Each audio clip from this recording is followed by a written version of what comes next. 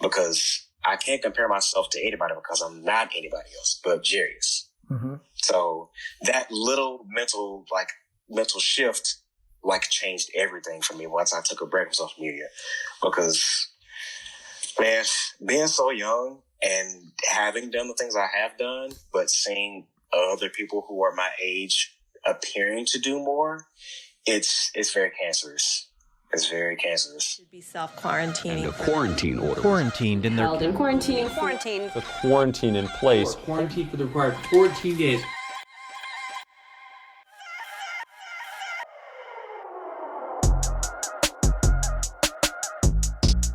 Hey, what's up, people? I am JC, your friendly neighborhood Negro, and welcome to another episode of the QT, aka Quarantine Talks. All right, today I got on the show Grammy-nominated vocal arranger and producer known only as Jehreeus. Jehreeus is a super dope cat, man, a super dope kid. He's worked with such artists as YB and Cordae, DJ the Chicago Kid, who's actually both of those projects he actually got Grammy nominated on. And we can't forget legendary Miss Janet motherfucking Jackson, if you nasty, bro, just to name a few. He's musically gifted and inclined. He has what is known as perfect pitch. You can look that up. And he creates vocal arrangement sample packs with fellow arranger and perfect pitcher Gabe Kunda. So Gabe also has perfect pitch. And I'm just like, let's go black people with perfect pitch. Like, let's get it. He does these really dope TikTok and IG mashups. That's kind of how he got his claim to fame. Check out his IG in the show notes. We also talk about social media and the negative effects it has had on his own psyche and how he has managed to manage his depression and anxiety when using these different platforms. And then last but not least, we talk about how horrible and racist Texas is and how we can give it back to Mexico. Our bad, Mexico. Feliz Navidad. All right, so let's get to the show. Let's get to the show, y'all. Let's go. What's going on, man? How's Texas? What part of Texas you in? East Texas, actually. What does that mean? That's like the northeast where the right angle of Texas is. Like what's the city? East part, Longview. What's the major city? In Texas? Well, that you're closest to. Probably Tyler, Texas. Tyler, Texas. I'm also like an hour from Shreveport, Louisiana. Okay. Yeah. That helps me out a little bit. Super small town. Nobody knows anybody. Yeah, man. I really fucking hate Texas. I don't like it. And me and Dom have had conversations about this. I was like, I hate Texas, bro. I hate Texas. Like, when we moved to Atlanta, I was like, Texas is no longer my home. Like, it's very like one of those things where it's like, I don't like it here. Like, there's very few places I've ever been, and it's like, I don't like it here. Like, and it's very few places. Like, it doesn't feel right. If that makes any sense. Like, that's the only thing. Like, it doesn't feel right. So, you know what I'm saying? Like, Houston feels okay. Every fucking thing else, I'm like, nigga, nah. Away from here, I would like to be. Right. I totally agree, man. Oh, man. Whew, boy, that's funny. I was glad that you had a different experience. Because me and Don went backwards and forth. He's like, what you mean, nigga? He's like, I was like, nigga, I don't like it. Like, I don't like Texas. Like, I just thought, like, I understand that you like it because you from there. But you have to understand, Texas is fucked up. Like, y'all racism is different. It's strong. Like, yes, it is. Yes, it is. I can attest to that. Okay, I've seen it from a distance, and that's enough for me. Nope. Y'all racism is like fuerte. Like, that shit is like... Yes. Oh, gosh. Boy. Oh, man. Y'all racism is strong. Y'all racism is strong like Alabama racism. Like, this is just for real. special. Like, it's a special kind. Yes. Dude. It's a special kind, man. And I'll be telling people, I was like, well, Texas was the last place to free their slaves. So... Yes, it was. I mean, makes sense. We're not... Yeah, we're still fairly new.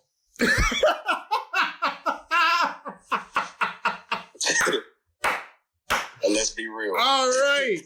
I'm here for it, man. He said we still fairly new. I think I like you too. All right. This might be okay. Hey, man, I'm just honest. I'm honest. I am honest and open. Oh, That's God. And I love the people in Texas, though. That's the funny thing. The black people. Yes. I love the black people in Texas. I love y'all, man. I love y'all. Right.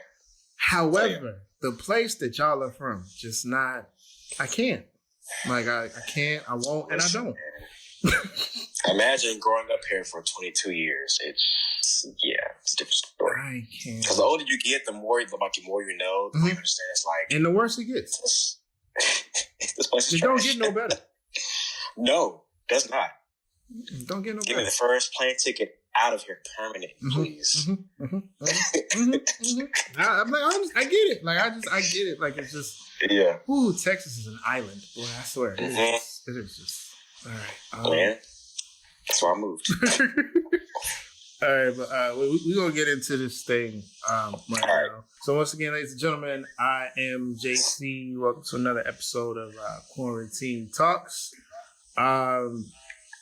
You guys might be wondering who I've been talking to. I'm going to let him introduce himself. Just go ahead. Jehreeus, go ahead and tell people who you is, bro. What's up, everybody? My name is Jehreeus. I'm a vocal producer, vocal arranger, audio engineer, musician, pretty much all things musical and creative. Mm-hmm. Yeah. I think we left out a part. It's Grammy nominated. Like, you didn't say that. Like, I need you to say that. Yes. You gotta own that. It's a thing. Yeah, you're absolutely right. That's one thing that I never really put at the forefront, like in my mind, but outwardly, I'm like, yes, I was in there for a couple Grammys or whatever. But like in person, you lead with that, brother. You lead exactly. You lead with that. I'm still getting used to it. You lead with it. Even though I'm one of these people like fuck these white people in some of their establishments and series. But not fuck that. You lead with that. If you got it, nigga, you lead with it. No, but for real though. Man, I earned that. You earned that shit. All right, you earned it. You lead with it. God damn it. All right. So, all right, we talked about who you are, what you do, where you from. So just kind of jumping into it. When did you know that you were musically inclined? And then when did you know that you were good? Ooh. That's some questions. Mm-hmm. I say I knew that I was musically inclined probably when I was 6 or 7. Okay. I'd be around my sister like 24/7. We were like attached at the hip. Okay. And so when she was growing up, she was playing for a church and she was a musician as well. So I just sat next to her pretty much the entire time she would practice or be at church whenever I could go to church for her. Who's older? And her peers. Okay. We have this 14 years between us. Oh. So, yeah. Oh, wow. Mm-hmm. Yep. Your parents was fucking like they stopped and then picked back up and it was just like, that's crazy. And then they were done. Yeah. They were done. Listen. You weren't even supposed to be here, real talk. Probably won't. Yeah. Oh, but man. I was on purpose. So that's a good thing. Oh, hallelujah. Praise him. All right. I know your parents is like, well, we did good. Well, we did good. Yes. Where is my house, Jehreeus? Where is it? Like, listen. Go ahead. My bad. I mean, I don't know. So like, I spent so much time around here, and like I know, like she noticed that I would be like, I was like engulfed in her playing. Like I'd be like just there, just like as if I was supposed to be married to music already at 6. Mm-hmm. So during that whole time, I was already soaking the information and stuff. I didn't know it, and probably I actually started playing when I was actually like 7. So like not so long after that. But I was just like tinkering around, of course. But I'd already been around there so much, and I'd been hearing so much that I would just sit down and just peck off stuff by ear. Mm-hmm. And I didn't really know that it would actually work out until maybe when I was, I say 13. That's when I knew I was actually good. Okay. Because I would play songs like in church or wherever else, and everybody would be like, "That's exactly how they play on the record." And I'm like, "Oh, for real?" Mm-hmm. And they're like, yes. And I was like, oh, okay, I guess I actually have a pretty good ear for it. So I learned songs the way they're played, and I play them the way they're played on record. So, yeah, 13. And so, is this okay? So, I'm going to ask this question because I know, but I don't know. What is perfect pitch? So, perfect pitch is the ability to hear and reproduce any pitch, and also recall any pitch without any previous reproduction. Okay. So I could sing an A to you without having heard it before. Simple. Oh, okay. But not really simple. How does that happen?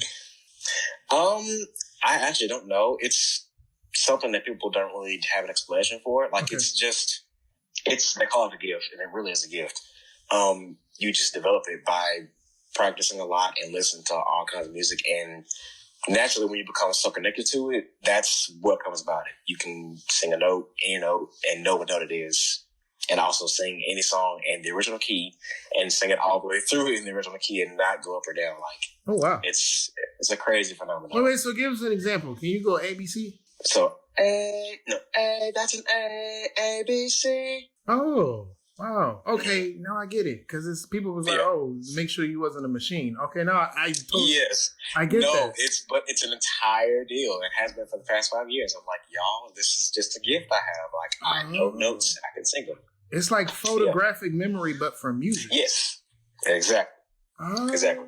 And it's funny because like some crazy statistic is like 80% or something like that of the people in the world are with perfect pitch are in China, and that's because their language is tonality based. Like if you say and you say it's two different words, and so like the kids develop that as a product of naturally speaking. Right. So that's just interesting. Like, do you speak Chinese? Have you learned Cantonese?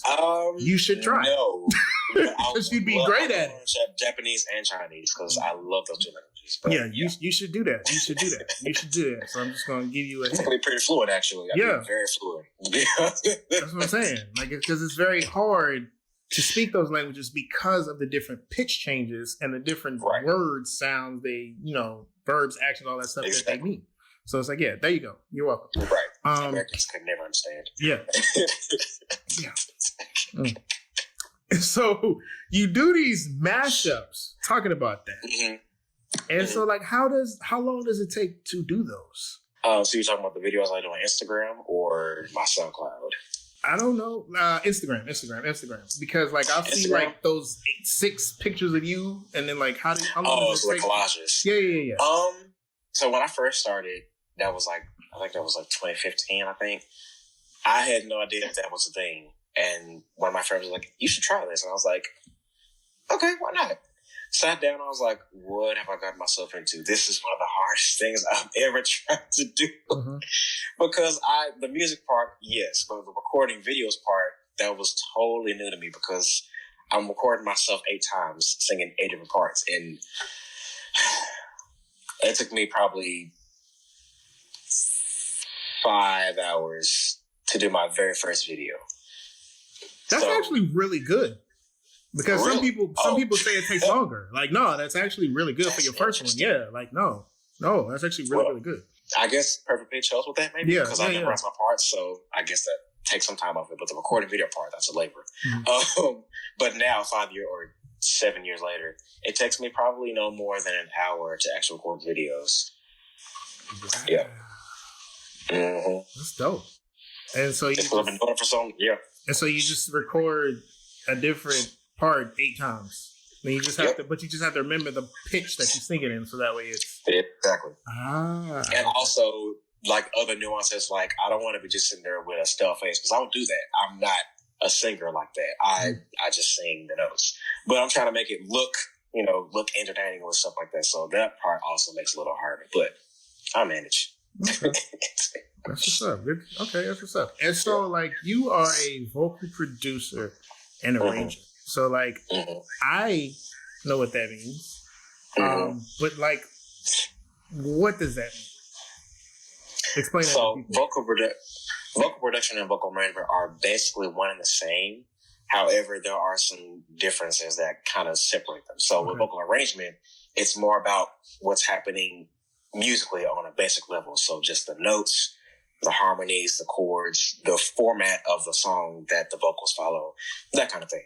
Vocal production is more about, it's about the performance. So like the nuances, where vibrato goes, how loud you should sing a part, how softly. That's the distinction between the two, and which is why I can do both so seamlessly, because I have a pretty good understanding of both and can flow in between them as I need to. Okay, and and then going into that, like, how did you learn to mix and master? Because this is all a very what am I trying to say? This is all a very directed kind of tree that you went down. You know, it's very right. One plays off of the other. Right. With mixing and mastering, I went to school for audio engineering for like a year and a half. Okay. Because I knew I loved audio, and I felt like that was probably my first step to get into audio more. But then after school, I just started producing vocals and arranging vocals, and I kind of didn't think about it as much. But then later on, I started listening to music like with a different perspective. I was like, you know what? I like the way these drums sound, and I also like the way these vocals sound, and I like the way the strings are in the mix. I should probably learn how to make stuff sound this good. Mm-hmm. So I sat down and I was doing research, just like researching random stuff about mixing or whatever I wanted to learn at the moment. And I started practicing with it, like with my own stuff, like my covers on SoundCloud. And I would gradually try to mix better every single time I did a cover or anything for social media or whatever. And really, it's just self-practice. That's all it was. Like, no textbook. I have textbooks, of course, but I don't really refer to them like that. Mm-hmm. But it's just self-practice, doing whatever I want to do, and practicing different things every time. Mm-hmm. And that's it. Yeah, because also listening as hard as I can to what's going on. Yeah, because I looked at one of the videos. I was like, yo, he has 18 stacks, 6 apiece. Like, who does that? Like, what the hell? Like, how, Jesus? Like, what in the world? Like, but it sounds amazing, and it's like, I don't know. I guess the amount of people that will listen to this, some of you guys understand it, and some of y'all really don't even know what a stack is. So, right. but like, just to see it, I was like, yo, I literally counted. I said, there are 6 different tracks on how the hell? Mm-hmm. Like, that's pretty dope. Like, that's dope. Like, you got it, brother. You're talented. Yeah. You got it. And so even going into that, like, now you work with some top artists. And you know, were you on tour with Janet? I was not physically on tour, but virtually I was. My voice was on tour, but I wasn't on tour. Okay. Yeah. Okay. How is the creative process? Like, what goes into how you arrange your vocals, or how you hear things and you might make it switch up? Like, and now I'm talking about, like, what do you call it? Your vocal enhancing that you do with different tracks. Like, what is the kind of like creative process in that? Basically, it's about me kind of tuning in to what's already going on and seeing what I can do to add to it without taking away from how good it already is by itself. Okay. So, let's say, for instance, with, what's the first one I did? Like, Find Your Way Back from Beyonce's The Gift album. Okay. I had heard that song so many times. It's one of my favorites, actually. That's one of my favorite songs from the album. Me too. And like, listening to music all the time, I learn songs subconsciously. I don't try to learn songs. I just do it involuntarily. So there got to a point where I was like, I wonder if I can do anything with this song, because there's kind of some space there. She's not already doing that much. And that's, of course, Beyonce's good for that. So like, I was like, you know what, maybe I could add some stuff to this. Like, just to, you know, kind of lift it a little bit more, like, you know, and, you know, give my take on what I would do if she'd asked me to work with her on a song. So I sat down, I was like, okay, there's a space here I can do some stuff with. There's a space here. There's a space here. There's a space here. So, like, I was just listening to where, not necessarily holes are, but where I could actually do stuff to fill in, quote unquote, what she didn't do, or what she could have done, basically. Mm-hmm. And, I just recorded whatever I heard in my head, because I'm a musician as well. So it just comes to me like almost like that. Right. And when it does, I kind of sort it out and make it a little more palatable and enjoyable for everybody else. Because if I do it raw, the way I would do it, it would sound like alien language. And I don't want that. I don't want to leave people hanging. I don't want them to be like, what? I want there to be some palatability to it. So, yeah. Do you songwrite as well? You a songwriter?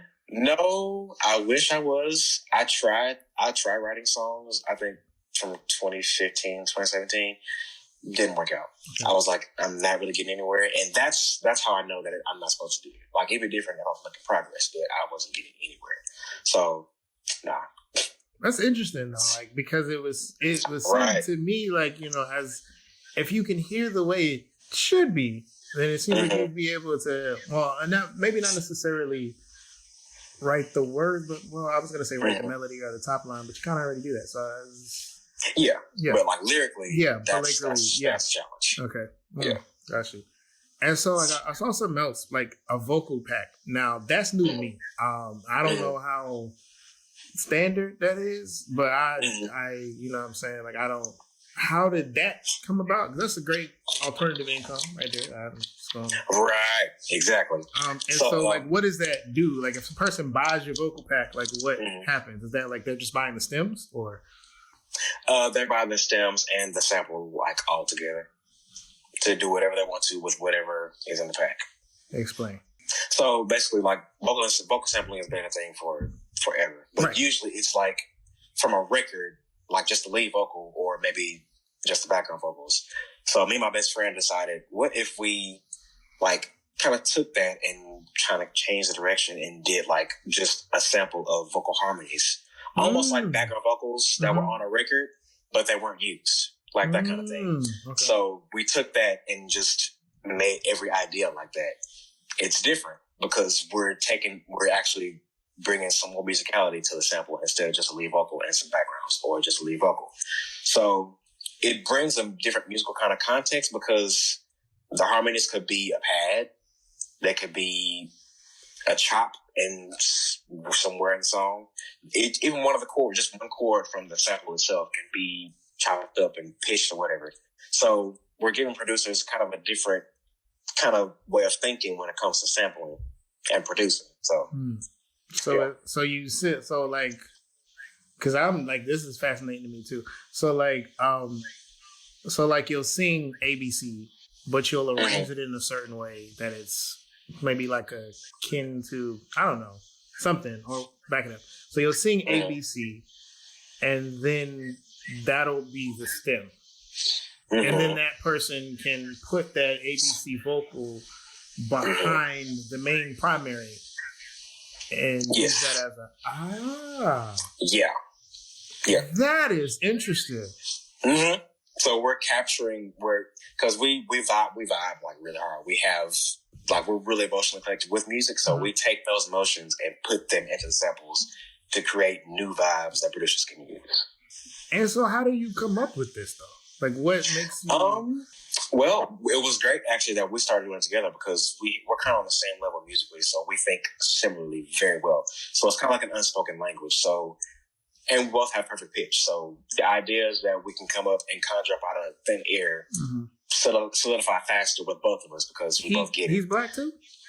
Yes. 2 blacks with perfect pitch. I'm here for it, goddamn it. Yes.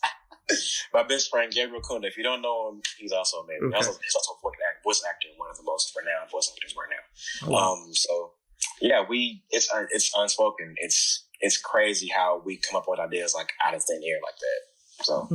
And so do y'all have to be in like the studio together, or is it kind of like? Actually, when we first did it, we were not in the studio together. We did it over Google Hangouts virtually. So we just talked it out.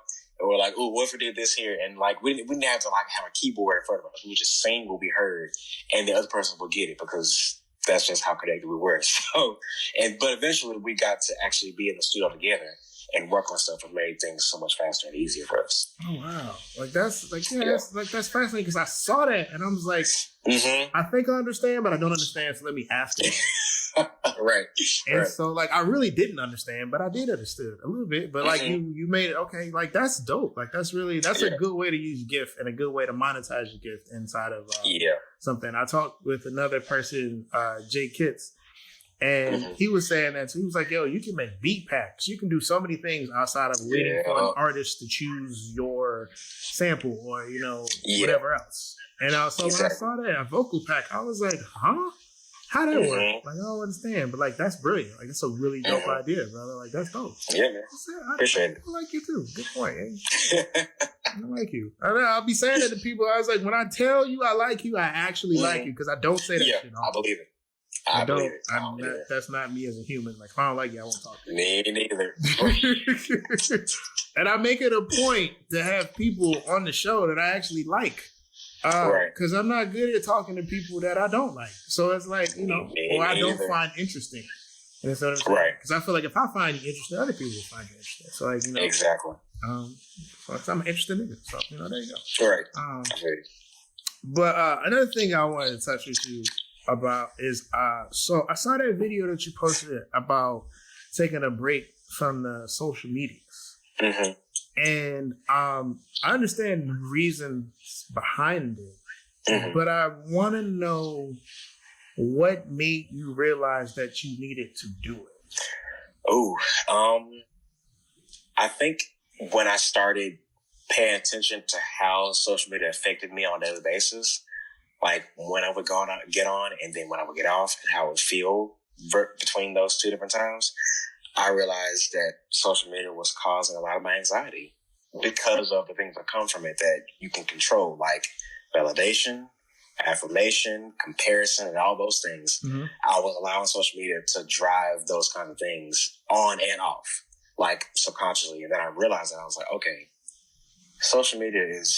I'm allowing social media to cause these mental processes to happen. So let me stop social media so I can regain control of those things and not do them in real life, so that when I don't do them in real life, I don't do them on social media as well.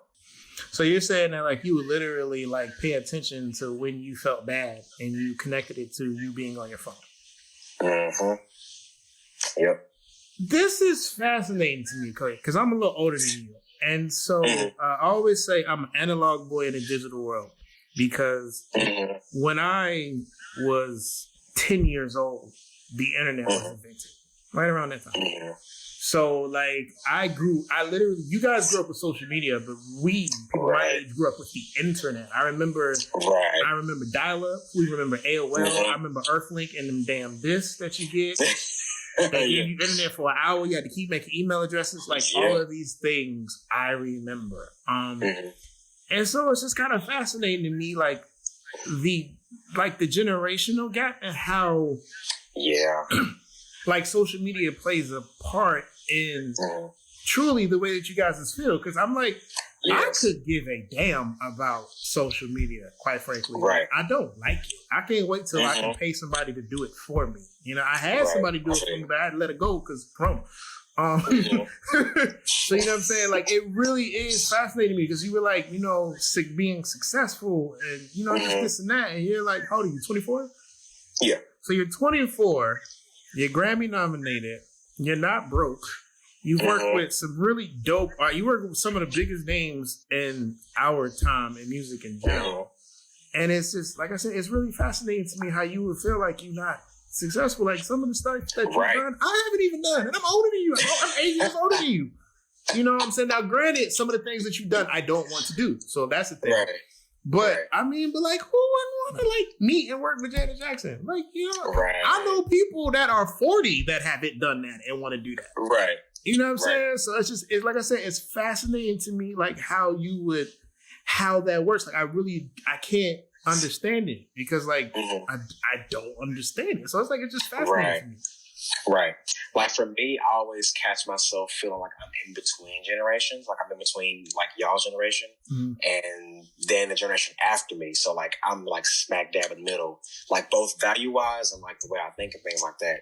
So that was one of the things where I caught myself blending towards more my generation or the generation after me, because all they do is go on social media for validation and other things that they can get from other people in the real world. So, like, that's how I caught myself. I'm like, okay, I already know that social media is just social media. It's not actually currency. It's not real life. It's just the highlights from real life. But it's the camaraderie and the peer pressure, those things that come from being so young and around people of my age, that's what was influencing me, and I didn't realize it until shortly after. So, yeah, it's crazy. Because even like I'm looking at like, even if you compare social media to social media, it's like, yo, you got like 48,000 followers. Like, how do you? Mm-hmm. That's not like nothing to scoff at. Like, you know what I'm saying? Exactly. Like, and so I am literally like, how, Jesus? Like, help me understand. Help me understand, like, what part? Like, I literally don't get it. Like, it's just like, is it just not you not taking a step back to look at your own accomplishments? Yes. And also like placing value on those accomplishments because they're my accomplishments and those are successes to me. Mm-hmm.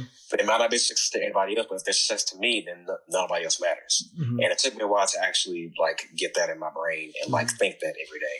So, but who would you be comparing quote unquote successes to for you to make probably you feel that someone like a Jacob Collier, who's in a similar field. We're about the same age. Obviously, he's done more than I've done. He's experienced more than I've experienced. He's worked with more people, like those kinds of things. And we're like, it's the similarities of those things that cause me to feel like I'm like not doing enough. Okay. But the fact that we are different and that I'm not him and that he's not me, that's what empowers me and has empowered me since recently, because I can't compare myself to anybody because I'm not anybody else but Jehreeus. Mm-hmm. So that little mental shift like changed everything for me once I took a break from social media, because man, being so young and having done the things I have done, but seeing other people who are my age appearing to do more, it's very cancerous. It's very cancerous. And I'm one of the ones that realizes that. So I take control whenever I can. Okay. Yeah. I literally, like, I just don't, like I said, for me, like, I have such strong validation of self that I don't really need anything, And, right.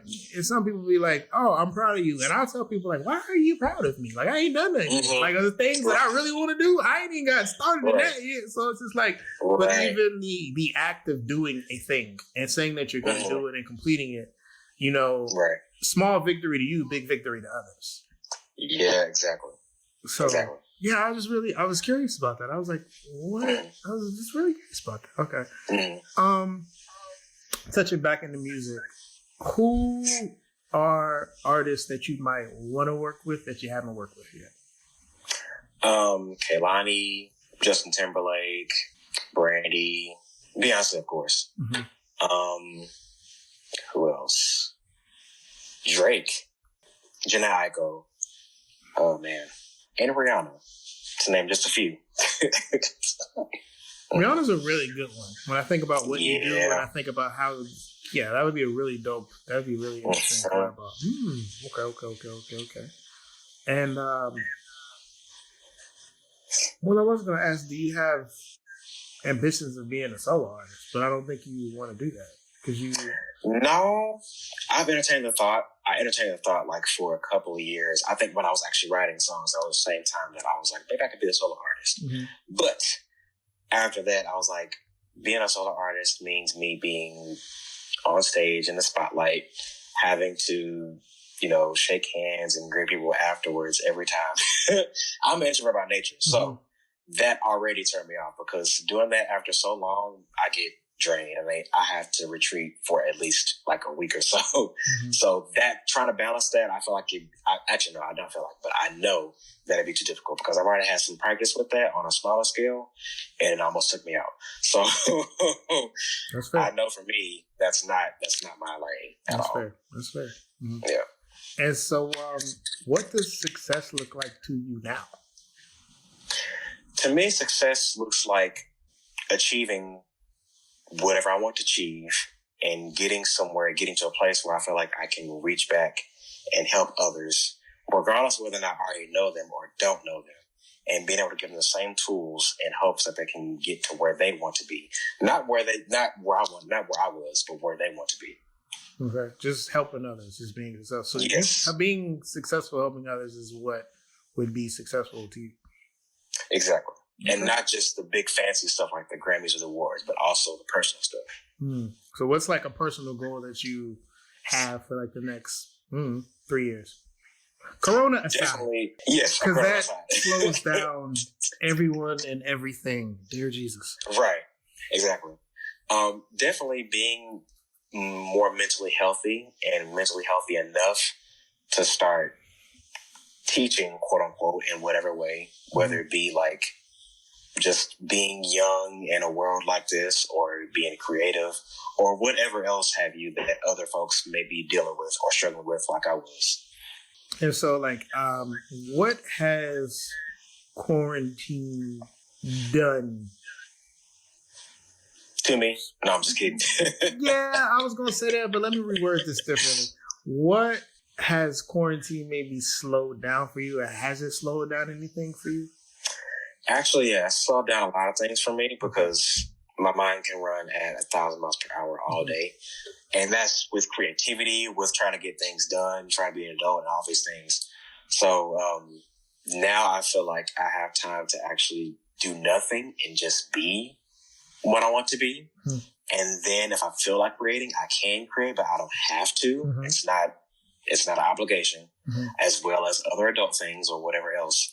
So that is how I've slowed down, for sure.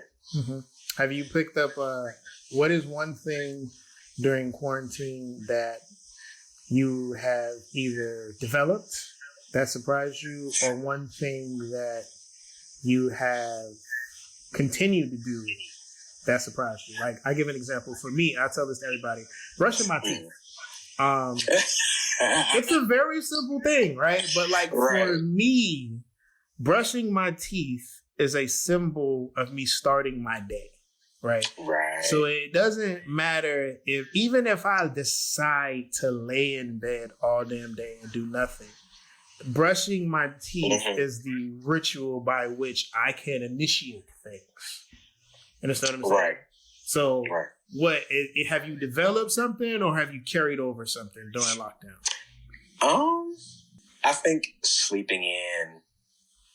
Okay. Yep, sleeping in. I naturally stay up until 4 or 5 a.m. already. Pretty much every night. That's fair. But now I've been sleeping until probably 2, 3 p.m. And not cared. That's fair. Yeah. That's a balance too, man. Yes, exactly. And that's really the only thing, actually. Yeah. This is like your only job, right? Yeah, I mean, like, nigga, pretty much.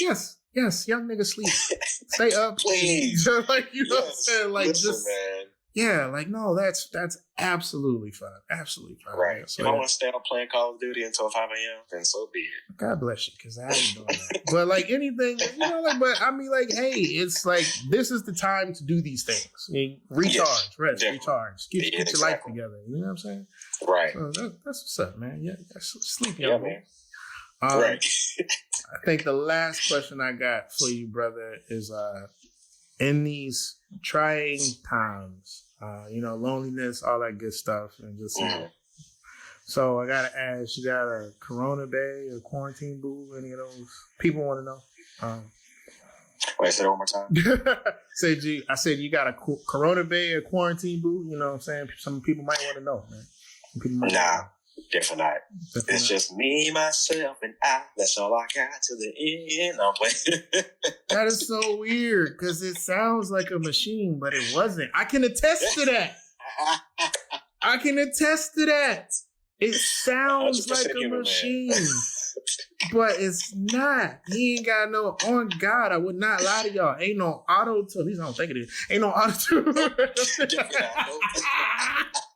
Ain't no auto tune.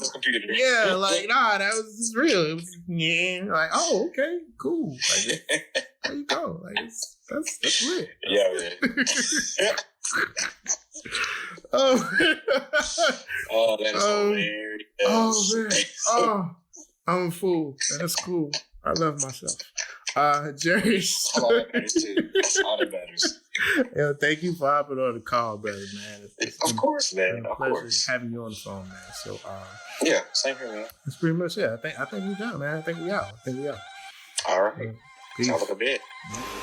That's it, guys. Thanks for listening. You can follow us on the Instagrams at TheOVTNetwork. And you can follow me, JC, at JC from TheOVT. Very simple, right? This podcast is available on Apple, Spotify, Anchor, and pretty much everywhere in between. So don't forget to hit that subscribe button, leave a comment, and rate us 5 stars if you were so inclined. Thank you.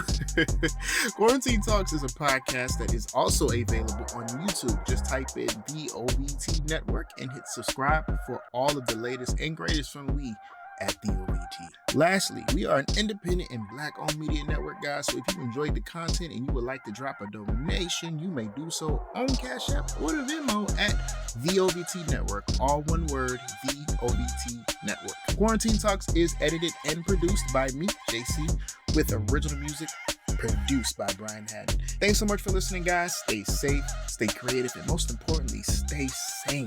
Find your peace, man. It's crazy out here. Laters.